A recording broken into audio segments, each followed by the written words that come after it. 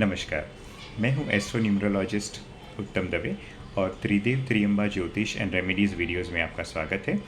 हमारा आज का सवाल ये है कि क्योंकि मुझे बहुत सारे ज्योतिषाचार्य जो एस्ट्रोलॉजर से फ्री सर्विस दे रहे हैं, तो मैं कम से कम 5-10 एस्ट्रोलॉजर्स को सेम सवाल पूछता हूं ताकि एक मुझे कॉमन आंसर मिले और उसके बाद मैं आगे बढ़ना चाहता हूं।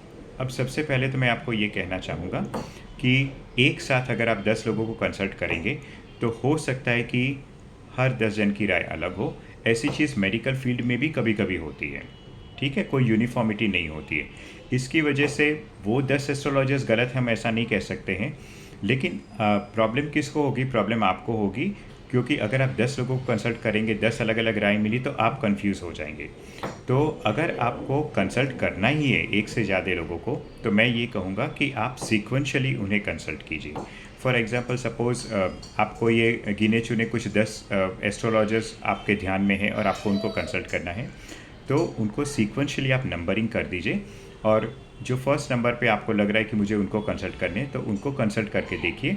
और जैसे कि मैंने आपको कहा कि जो भी आप प्रॉब्लम लेके जा रहे हैं, उसकी सॉल्यूशन कब तक आएगी, वो एक अप्रॉक्सीमेट टाइम पीरियड आप देखिए।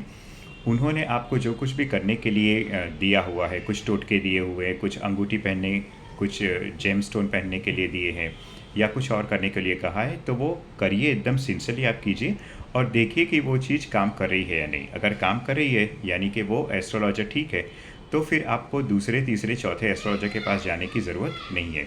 मेरे पास ऐसे बहुत से पहले जब मैं स्टार्टिंग में प्रैक्टिस करता था, तो मेरे पास ऐसे बहुत क्लाइंट्स आते थे जो एक साथ 10-10 एस्ट्रोलॉजर्स को कंसल्ट करते थे। वो इतने कंफ्यूज हो जाते थे और फिर अल्टीमेटली वो कन्फ्यूजन में कुछ भी नहीं करते थे।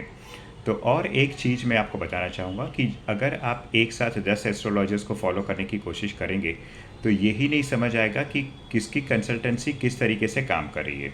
कम से कम आप सीक्वेंशली काम कर रहे हैं, तो मे बी जैसे एस्ट्रोलॉजर नंबर 1 है, तो उन्होंने आपने लिख दिया astrologer number 1, for example Piyush ने आपको जो भी सजेशन दिया है वो आप 2 महीने, 3 महीने, 6 महीने फॉलो करें और आपको ये रिज़ल्ट मिला, तो ठीक है, कम से कम आपको ये तो पता चल गया कि ये एस्ट्रोलॉजर द्वारा आपको ये रिज़ल्ट मिला है।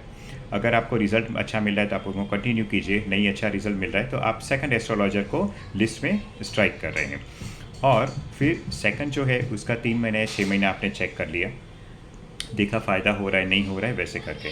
तो इसीलिए हमेशा एक साथ 5 या 10 एस्ट्रोलॉजर्स को कंसल्ट करके खिचड़ी मत बनाइए, आप कन्फ्यूजन में रहेंगे, उससे और किसी का कोई नुकसान नहीं होगा, ठीक है। क्योंकि जैसे कि मैंने कहा कि अलग अलग आंसर्स हो सकते हैं, लेकिन मेन चीज़ ये है कि आपके प्रॉब्लम की सॉल्यूशन निकलनी चाहिए। कैसे निकल रही है वो इम्पॉर्टेंट नहीं है, लेकिन आपके प्रॉब्लम की सॉल्यूशन निकलनी चाहिए। जैसे कि मैथमेटिक्स में हम लोग एक ही सम अलग अलग तरीके से कर सकते हैं, तो मेन उसमें क्या होता है टारगेट हम लोग का, कि हम लोग का सम का सॉल्यूशन करेक्ट होना चाहिए। तो ठीक इसी तरीके से कि जो भी आपको एस्ट्रोलॉजर या न्यूमरोलॉजिस्ट या पाल्मिस्ट जो है, ठीक है, वो आपको जो हेल्प कर रहे हैं, हेल्प की पद्धति भले अलग हो, लेकिन आपको रिज़ल्ट उसका मिलना ज़रूरी है। तो इस तरीके से मैं आपको कहूँगा कि मल्टीपल एस्ट्रोलॉजर्स को एक साथ कंसल्ट करने की गलती ना करें। नमस्कार।